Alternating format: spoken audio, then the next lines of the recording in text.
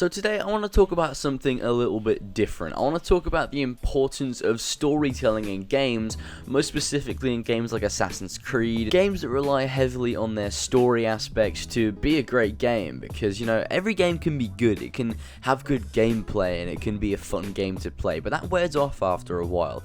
The lasting effect of a game is the story, and what the story leaves you with, and how you feel it. So today we're not going to be doing a scripted video, it's kind of going to be off the top of my head. I don't want to do too many scripted videos because they do take a long time to make, but I did want to make this video just talking about the importance of storytelling in games, because I think it's incredibly important as the gameplay of a game and how much fun you're having as you're going around the world or doing the missions in the game. So if we look at a game like Assassin's Creed, this series has been running the same story since Assassin's Creed 1. It's been an overarching story over the last 10 years, and that sounds fucking insane to say, 10 years. But since Assassin's Creed 1, this story has been building up, and it's still relevant today. It's still kind of there. You can see the remnants of where they were going with the story in Assassin's Creed 1. But this is the thing, the importance of storytelling in Assassin's Creed is that the early games had such a focus on story and less of a focus on open world that the gameplay didn't necessarily matter. The gameplay was a means to an end. It was a way of getting to the next story element, you know, doing the next mission. Especially in the earlier games like Assassin's Creed 1 and 2, in which the gameplay wasn't as refined as it is nowadays, but it worked, and it worked great. It was good open world gameplay. You could, you know, run around, climb buildings, fight people. It was perfectly fine, but what really mattered in Assassin's Creed was the overall story of the game, because it left you with intrigue, it left you with questions, and that was the great thing about it. That's the great thing about having a story like that. If we even look back to Assassin's Creed 1, the gameplay of that game is the same thing every single time. It's go do investigations, go beat up these people, go pickpocket them, you know, go eavesdrop. It's just that, you know, and then kill someone, and then get a little cutscene after it that leaves you with more questions than before. But the questions that you're left with is what keeps you going, not the fact that you have to play another memory blocks, you know, do the same thing over and over again. It's the build-up of questions that you get and the build-up of story that keeps you playing the game, and that's why the game still holds up today, in my opinion, as a great game, because a lot of people just judge it on its gameplay features, but that's really not where Assassin's Creed 1 shines. Fair enough, it's got nice in-depth open world maps, it's got a good combat system, you can climb around in the game, but where the game really shines is the story. I don't think any Assassin's Creed game has quite done the story the same as Assassin's Creed 1 did, in such a vague manner in which you feel as if you're in the position of Altair trying to find answers, and by the end of the game you still just have more questions. And if we fast forward to the later games in the series, say Assassin's Creed 3, in which gameplay took a huge turn, they were no longer using the same engine, they were using different gameplay features and mechanics, that's when the story began to dwindle down, because they were focusing so much on the open world aspect in the gameplay that they kind of neglected the story. And this is very evident in games like Assassin's Creed 4, Assassin's Creed Unity, and Assassin's Creed Syndicate. The story was very weak in all those games. Don't get me wrong, I loved Assassin's Creed 4, it was a great game. I loved Edward's character, but it was an origin story. It wasn't a complete story, and it wasn't really an Assassin's Creed story either. It was just a pirate story. So in terms of an Assassin's Creed story, it wasn't really that great, but I think it told Edward's story in a nice way and wrapped it off in a nice bow, so there was space for a sequel, but they didn't have to do one. So Assassin's Creed 4 I don't have as much as a problem with, but you can definitely see in Syndicate and Unity that the story was completely thrown out of the window to try and look at the gameplay features, because Unity's story, it's convoluted, it's boring, it's got a cast of boring characters, and that's the reason why Unity is bad. Not because of the gameplay features, not because it had glitches when it first came out, but simply because it had a lack of interesting story, and it was just a boring game. Because of that, you know, the game was fine, it played fine after all the updates, but it just had an awful story. And that's the same for Assassin's Creed Syndicate, you know. It had a fine open world, I didn't mind it when I was playing it, I actually 100% synced that game, and it's fine, it's a fine game, it works, it plays fine, but the story just isn't there. It's a boring story, boring cast of characters, the same as Unity. And that really does show the importance of storytelling, because if Assassin's Creed Syndicate had an amazing story but like a mediocre open world, I wouldn't be mad at that, you know, I'd be perfectly fine. But it had a kind of in-depth open world. It felt like a living city. I can say London is one of the most impressive cities they've made in Assassin's Creed, but the story was boring, so the world I was in I didn't care about the characters I was playing as, and you know, overall story does take a huge part in any video game. Also, if we look at another series, so we look at Destiny, that is something that clearly in the first game didn't have much story whatsoever. The game had less than 50 cutscenes over all of the expansions over the 3 years the game's been out, and you know, I've played my fair share of that game. I've played many hours of that game, and I love it, but where it definitely fell short was the story. It wasn't a game that I played to, you know, be intrigued, to want to learn more about the game. Fair enough, it did have cool lore, but in terms of the story of the game, including my character and my character's role and everything, I didn't care. I just cared about getting loot and playing with my friends, and I guess that's what a shoot and loot, you know, it kind of comes down to that. But it's great to hear that in Destiny 2 there's over 50 cutscenes in the initial game, so they're focusing more on story. It's definitely going to be more of an immersive experience, and people can even play it by themselves as well, so it's going to be more of a single player game too, as well as the multiplayer game that the original Destiny was. But there you go, there's the problems with Destiny 1. It didn't have a story, it didn't have many characters that we cared about, and the 3 main vanguard characters in a tower didn't ever really talk an awful lot throughout the duration of the game. They were kind of included more in the Taken King and Rise of Iron, but other than that, they weren't characters that I even knew the name of for the majority of my time playing Destiny, really. It was only till the end that I realised what their names were and what they even sounded like, because I had no idea who they really were, because it wasn't told to me in the story awfully well. And a stupid cop-out that I think Bungie did in Destiny 1 was using the Stranger as a device to explain why she isn't able to explain to you what's going on. It's stupid. Just explain it to me. I want to hear more about the story. Don't teleport around telling me, yeah, no, I don't even have time to explain why I don't have time to explain. And that's kind of a paradox in itself, really, because she just explained why she doesn't have time to explain. It's stupid. It's a fucking stupid plot point. What I'm saying is, though, a lot of people were put off by the lack of story in Destiny 1, and a lot of people didn't buy the game because of that. And it seems like because they seem to be putting more story in Destiny 2, that more people are actually buying the game. I've seen a lot of people in the comment section of videos saying, I quit with Destiny 1 because it just didn't have a story at all, and I'm going to buy Destiny 2 because it seems like Bungie are putting more effort into their story.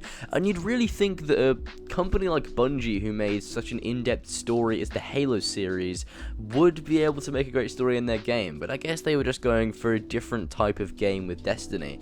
But you know, Halo's story, I never really fully understood it. I've played so much Halo in my life. I've been playing it since Halo 3. I've played all the games many times on the legendary difficulties. I got the recon armor back in the day in Halo 3. You know, I was a veteran on Halo 3, but I never really understood the story of that game. I don't know whether that was because I was young, or because I didn't play it enough, or listen to it enough whilst I was playing it, but what I did know is that that game has an incredibly in-depth storyline. Ever since Halo Combat Evolved, the story of those games has been ingrained in it, like, heavily. Obviously, it's an FPS at its heart, but it's an FPS with an amazing story and lore, and so much lore that I don't even understand it. Halo never really changed up its gameplay features at all. Even up to this day, it's still fundamentally the same game. Even if like a sprint feature and a jetpack type feature has been added into it, it's still the same game with the same game mechanics.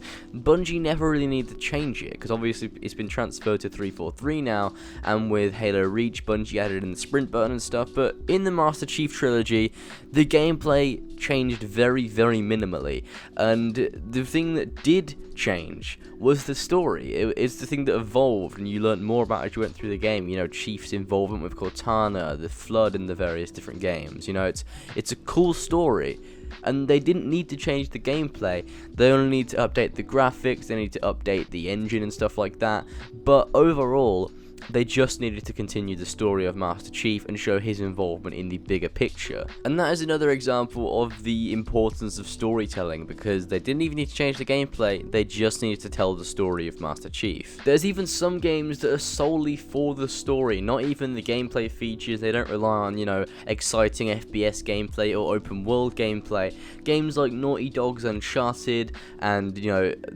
Last of Us and stuff like that, they have a really in-depth storylines, and they don't even need to rely on exciting gameplay. Fair enough, there's a bit of gunplay, there's a bit of combat in here and there, there's a bit of exploration, but the game is based on the story and the characters that you meet throughout the game, and that's what keeps people interested, kept people coming back to the game. And storytelling is an incredibly important thing in those games, because the game relies on the relationship between characters and the backstory of characters and the unfolding of the story and the mystery that's in the game, especially Uncharted. It's just a given that games with an in-depth story and good storytelling and characters are gonna do good, because people like to get attached to characters, they like to praise characters for their various different traits, and if a story's great in a game, the game is gonna be 10 times better. I mean, look at Call of Duty's campaign mode. It never has a story, really. It's all about shooting people, surviving, getting on to the next mission. It's never about the story, and those games are never overly they're never overly praised for anything. They're not special. It's just another FPS game. It's just at the top of the league. It's the most popular because people buy it to get quick fun. If they want to just relax, play a game, they play Call of Duty, and that's perfectly fine. But it's not the best in terms of the story. In fact, the campaigns of the game never really have a story, and the ones that do are the ones that are praised a lot more. Like the Black Ops games and World at War actually had an interlinking story with characters that were in both games, and that was the most interesting story I've seen in a Call of Duty game. And it seems like Call of Duty World War 2, I'm quite interested in that because it looks like it has a story and a set of characters that actually seem realistic and interesting to the game, which is quite cool, because we don't really see this an awful lot, and World War II is such a vivid setting to set a game in, and I feel like they can actually do this well with a set of characters that we could actually like throughout the game, and that'd be great. It'd be really refreshing to see that in a Call of Duty game, because then not only would it have a great, fun multiplayer mode that people can enjoy, millions of people enjoy over the world, but it also has a great story mode, which would, really capture what World War II was. Of course, it's probably going to be a more, kind of dramatized, more action-based game, as the Call of Duty games usually are, but I really do hope that they make World War II like a more alive setting. I really hope they make it feel like the gritty, awful conflict that was World War II, because that's something they used to do in the older Call of Duty games. The conflict was so violent, there were so many people shooting at you at once, you never really had many moments to recollect yourself. You were just standing there in the middle of the battlefield getting shot, and I really think they could bring this back, bring back the difficult gameplay, make it feel like you're really in a war situation, like everything you do has a consequence, and I think that'd be great, because it'd really emphasize the setting they're in. And if they also, on top of that, have a good story with a good set of characters that we possibly lose, they die throughout the game, and you think they're your friends, and then throughout the game you just see them picked off in war. I think that would be a really great story to have, especially in a Call of Duty game as well. There's so many different examples of ways that story has improved games over the years, and there's always room for more story. There's never too much story in a game, especially if you want to build the world up and build the characters up, and there's so many different examples that I could use, but I think I've used enough examples. Storytelling is very, very important in video games. It makes people feel more dedicated to the game. If a game's got a great story, I will definitely feel more inclined to carry on playing it, and I'm sure this is the case for many other people. Games with great stories and great characters are praised a lot more than games that are just there to play. Obviously, games like Overwatch, they aren't really made to have much of a story, although it does have a kind of story, I guess. It's made as a shooter, like an arena shooter and stuff like that. That's perfectly fine. That's a well-rounded experience that people enjoy playing because it's addictive. But I'm talking about on the whole, generally, games that have a great story are praised more on the whole. And that's my point of this video. I just kind of rambled on about that for 14 minutes. But yeah, anyway, I'm going to go ahead and end the video here. I just kind of with like doing these ramble videos, especially on topics like this, because it's kind of a more broad spectrum. It's not just about Assassin's Creed, although, you know, we did do a lot of Assassin's Creed talk because Assassin's Creed is relevant to the topic of this video. I don't want to make every video I do a video essay, a big edited one and stuff like that, because they take ages to make, and I feel like with a more professional tone of them, they don't kind of show off my personality as much as these videos when I'm just rambling off the top of my head about a certain topic. These videos get me to connect with you guys more, whereas the video essays are a way of me projecting my opinion onto people and you know, causing a debate and discussion in the comment section, and that's what those videos are for, whereas these videos are more for discussing a topic lightheartedly and very casually, which is very enjoyable as well. But before we run into the 20-minute section, I'm going to go ahead and end the video here. I hope you guys enjoyed. Be sure to go ahead and like and subscribe for more videos in the future, and also remember to comment down in the comment section below telling me what you think of storytelling in video games and the importance of it. And I hope you guys enjoyed, and I'll see you guys in the next one.